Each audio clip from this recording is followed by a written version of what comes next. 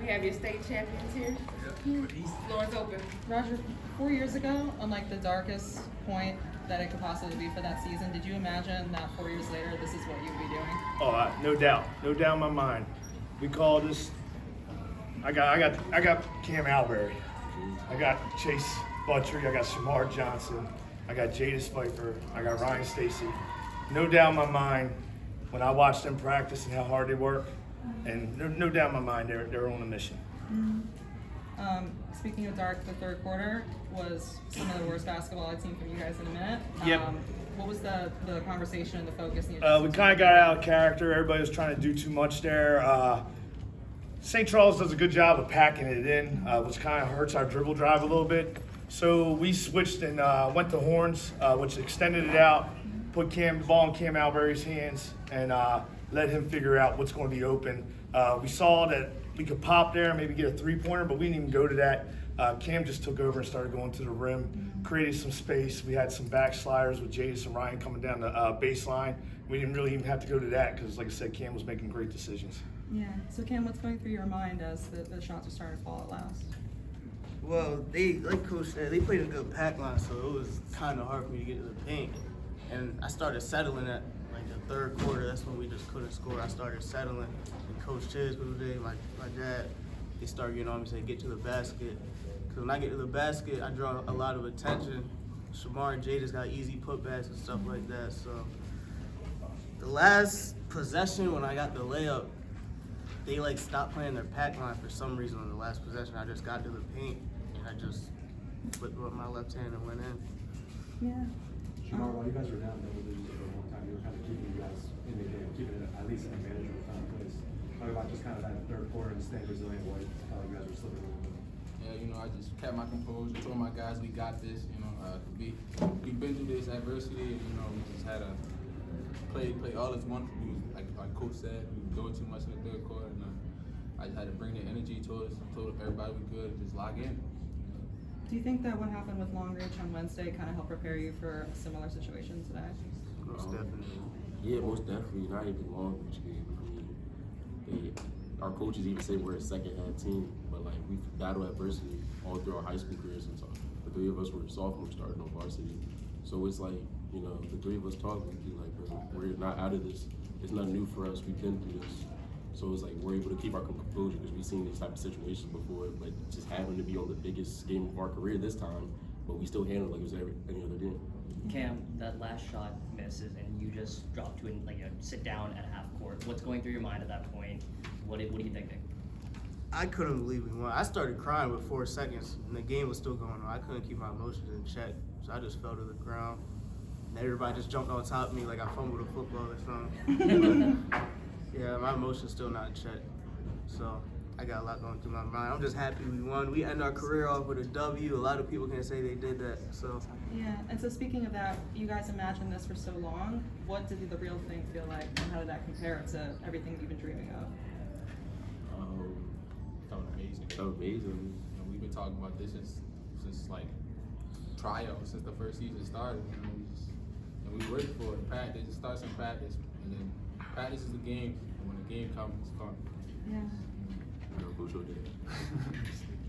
You guys, we knew it from the start. Yeah. We put it on the shooter shirts. This was our mission. This is for his brother, and we had a mission with one of our players lost her mother, and I told her that her son's in good hands and I will take care of him. So we dedicated the season to Diane Seminola, and my dad in 2020, we dedicated the season to him. We didn't get to finish that because of COVID. So we had a lot of things going for us tonight. A lot of things going for us. Roger, talk about keeping that momentum for 4 years ago, and following the season. And now here you guys are. Just kind of talk about this journey. Where it starts is I had to do the hardest thing as a coach I ever had to do, and I've seen them here tonight. I had seniors that were returning. I had juniors that were returning, and I had to cut some seniors. I had to let go some juniors, and I had to have some hard talks with some of my better seniors that I'm going to be starting these 5 guys and whatever other sophomores we had, because we're going to build and try to go on a run again, and they were just as good as you, if not better. And I just had a vision, and we just got on the tracks from day one and just kept that train pumping. Their sophomore year, we started off the season. I had a joke, don't call me Owen. We started off 0-4. That was hard to take, but it was learning. We were going to learn from our mistakes. There were the bumps that we were just going to get over, and we ended up finishing that season on a 10-win run and having a pretty decent season. I think we finished 500 maybe that season. And then last year, their junior year, it was theirs. We were dominating, we felt, and we ended up running into a little roadblock at the end of the season against, we play a 4A schedule. And so we went against a tough Broadneck and a tough South River last year that really gave Cam some learning experience. South River took him into the post because he was small. They scored 0 points that game. The Broadneck game, they were just bumping them, physical with them. So those were all learning curves. But us losing those 2 games gave Stephen Decatur a chance to tie us at the 1 seed. They play a 1A schedule down there on the Eastern Shore. We were watching every game of theirs. We're staying on top of them. And unfortunately, at the end of the season, they caught us last year and got that 1 seed. And, for the last 5 years until this year, I've been in their region. And that's a tough region. And if you don't get that home court advantage, you got to go down to the Eastern Shore between them and Bennett. It's tough. It's a 3-hour ride. And we've been getting cheese buses going down there. That's really hard.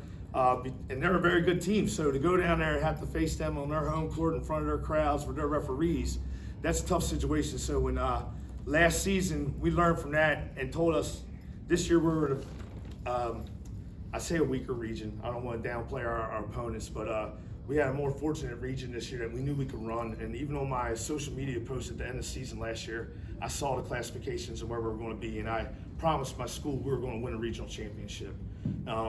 So we just knew what happened last year. We just learned from all that, went into this season, and then this season we hit a bump in the road with a loss to a team that we should have never lost to.